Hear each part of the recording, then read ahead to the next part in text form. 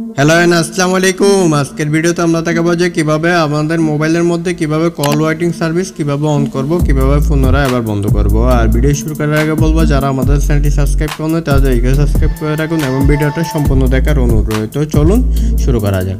তো প্রথমে আমরা চলে যাবো যে এখান থেকে কল সেটিংসের মধ্যে এখানে টাইপ করে দিব। এখানে টাইপ করার পর আমাদের কলের অপশনটা এখানে চলে আসছে, নাম্বারের অপশন চলে আসছে। এখান থেকে আমরা থ্রি ডট আইকনের মধ্যে টাইপ করব। এখান থেকে আমরা সেটিংসের উপর টাইপ করে দিব।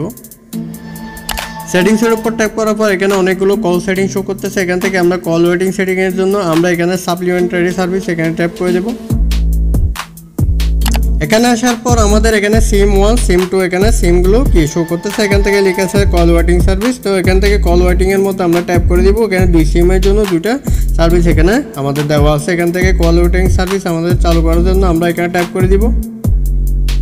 এখানে টাইপ করার পর আমাদের এই সিম 1 এর মধ্যে কি হয়ে গেছে, কল ওয়েটিং সার্ভিস অন হয়ে গেছে। এটা বর্তমানে অফ আছে। তো আমরা এটাও কি করব, এই সিম 2 এর মধ্যে আমরা কি করে দিব, এটা অন করে দিব। এখানে টাইপ করে দিব এই কল ওয়েটিং সার্ভিসের মধ্যে এখানে টাইপ করে দিব। এখানে টাইপ করার পর আমাদের দেখেন দুইটা সিমের মধ্যে কল ওয়েটিং সার্ভিস চালু হয়ে গেছে। এখন থেকে কেউ কল দিলে আমাদের কলের মধ্যে কল ঢুকবে।